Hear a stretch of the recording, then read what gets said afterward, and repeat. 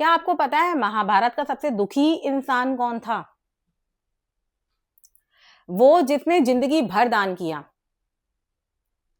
और उसे बदले में क्या मिला? अपमान।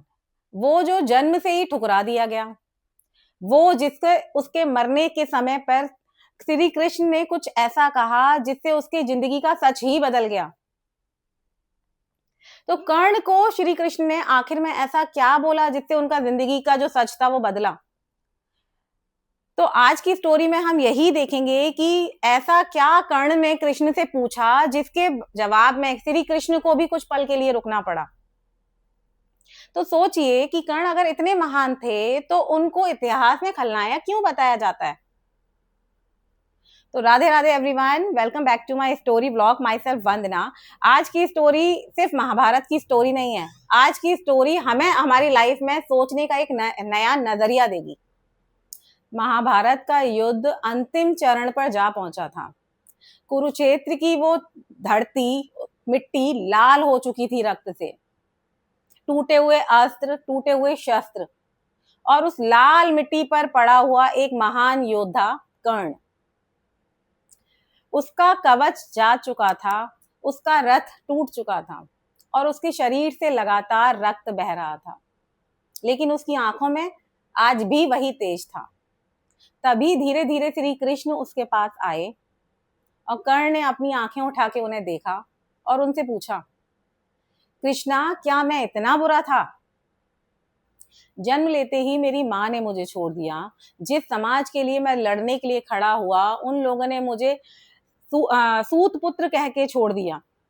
भरी सभा में मुझे द्रौपदी ने अपमानित किया, गुरु परशुराम ने भी मुझे श्राप दिया। क्या मैं इतना बुरा था?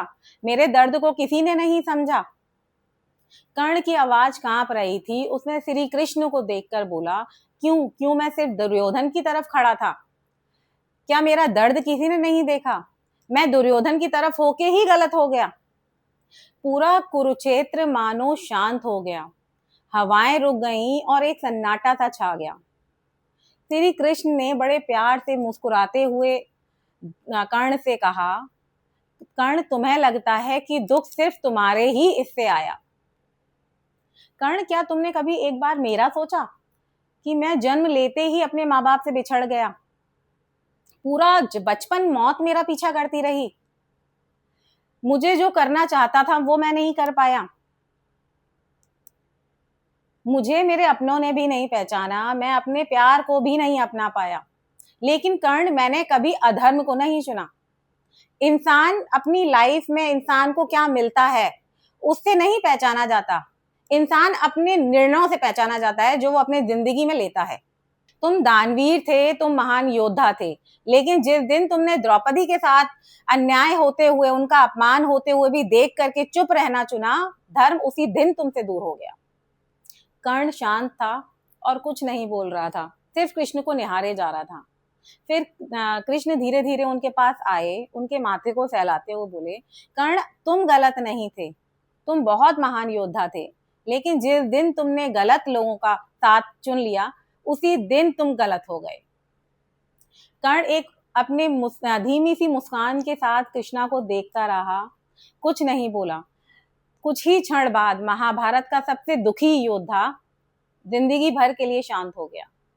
लेकिन जाते जाते कर्ण हमें एक ऐसी सीख दे गए जो आज भी हम सबको समझनी चाहिए।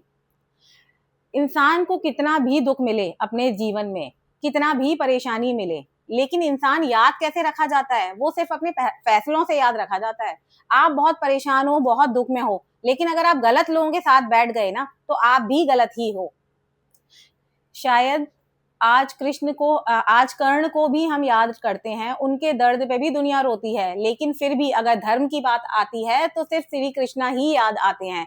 क्यों? क्योंकि श्री कृष्ण ने अपनी जिंदगी में बहुत परेशानियां देखी, उनसे उनकी लाइफ में सब कुछ छूट गया, लेकिन उन्होंने धर्म को कभी नहीं छोड़ा। तो आई होप आज की ये स्टोरी आपको बहुत इंस्पिरेशनल लगी होगी।